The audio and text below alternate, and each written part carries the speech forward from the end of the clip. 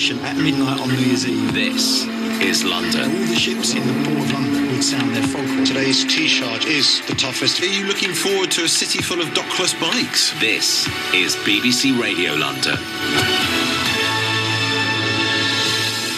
And a very good morning to you. This is BBC Radio London, and it's Petrie here with you through until 10 o'clock this Wednesday, the 21st of February, a day where we learn that the total number of fatal stabbings in London has gone up by 2 overnight. 2 young men killed in Camden at the end of a knife. That, like I said, brings a total to 15 across the capital since January. That's 2 a week. And asking this morning if you've got any solution to this. The powers that be don't seem to so far know how to stop this. Do you have anything that you can add? They've got a meeting coming up this morning in City Hall. Perhaps you can give them a tip or two as to what you think the problems are and how you think they can be solved. Do give me a call, 0207 224 2000, and you can text at 81333.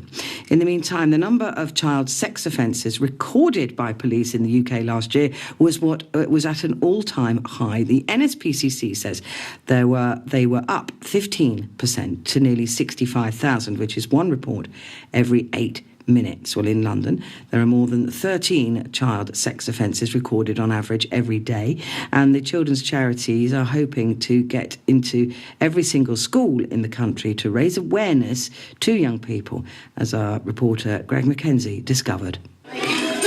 It's 9 o'clock and I'm in the playground of St George's School in Mayfair. Now, there's about 200 to 250 kids who attend this school, and they come from Westminster and as far as Croydon. Now, the kids are getting ready for a special assembly. It's called Speak Out, Stay Safe, and it's run by the charity, the NSPCC. Good morning, everyone. My name's Alana Warner, and I'm an NSPCC schools organiser for Central London. We deliver from children from the age of 4 up to the age of 11.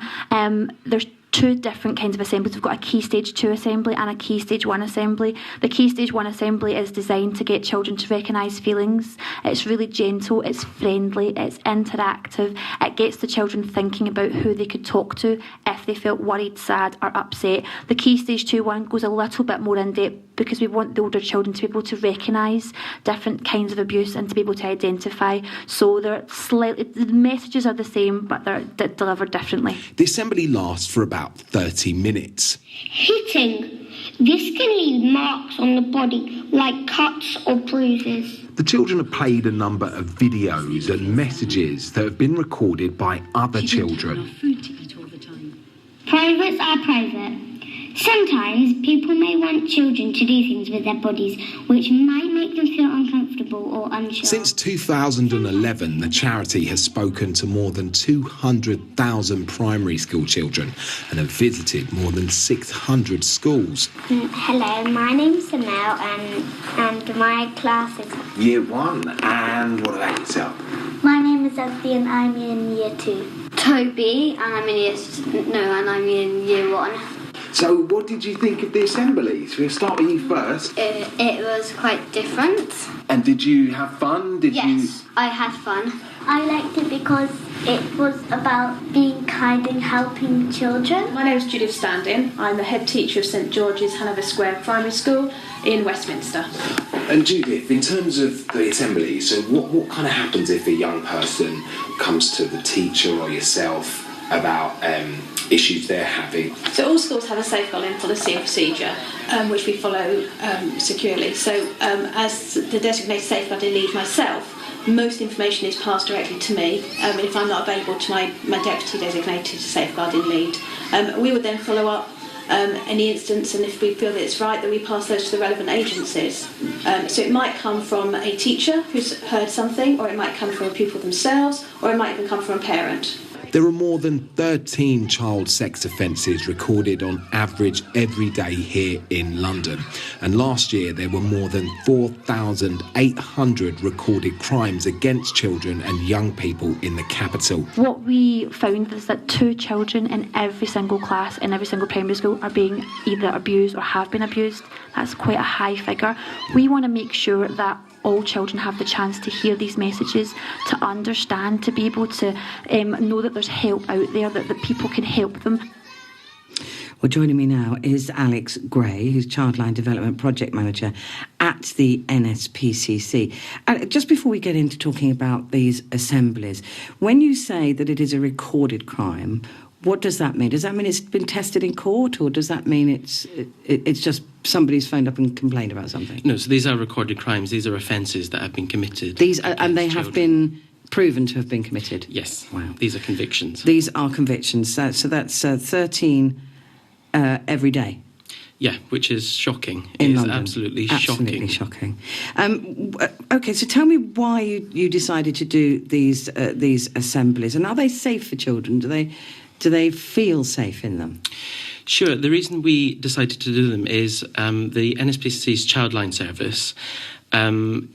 Our most prevalent age group is from, age 11 plus. And of those who speak about abuse, they often mention that the abuse has started years before, but they didn't realise that it was wrong, or they didn't know who they could speak to. So the idea behind these assemblies... Are we talking about sexual abuse, or are we? We're talking about all forms of abuse. Okay. And including sexual abuse, domestic violence, physical abuse, neglect, even bullying in schools. So what the NSPCC, what we decided to do was to intervene earlier. So there was quite clearly something missing. So it's important to educate these young people in terms of what's okay, what's not okay, and who they can speak to if they feel it's not okay. Is there a fear that education may cross over into imagination for young people? I think it's really important that these assemblies or these workshops that we're running in schools are child-friendly and that they are age-appropriate.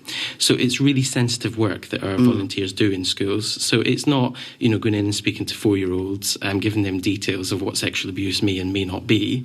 It is simply speaking to them about their worries and who they would go to if they feel they have any worries, identifying those adults. So it doesn't plant anything in their minds that they may then go on to imagine? Absolutely not. It is simply about giving them the tools, giving them the understanding, the awareness of, okay, if I'm not feeling okay, who is it I'm going to go and speak to? Where is my support? How do parents react to these classes? Are they wholly supportive? Yeah, absolutely. We've had an amazing response from parents, because this can be quite a difficult thing for parents to speak to children about. And what we've found, and certainly our feedback from parents, is that it's really helping them to start to have these really important conversations. Our NSPCC helpline, which adults ring to speak about concerns for young people. So we get many parents ringing that, speaking about situations where their child has come and spoken to them about abuse following on from one of our assemblies or our workshops. And how do schools get you to come in and do these assemblies? Do they have to ask you? Yes, they do have to ask us. They have to ask. They do. They can apply on the NSPCC website, which is nspcc.org.uk. They fill out a simple application form, and then we'd be more than happy to come in and deliver a workshop which helps schools with their safeguarding responsibilities. And you do these across the capital and across the country? We do. We've, as your clip shared, we've spoken to 203,000 young people across 600 schools, which is phenomenal. But we do have the aim of getting into every single primary school in the capital. Brilliant. Thank you very much indeed. Alex Gray there, Childline Development Project Manager at the NSPCC. You're listening to BBC Radio London.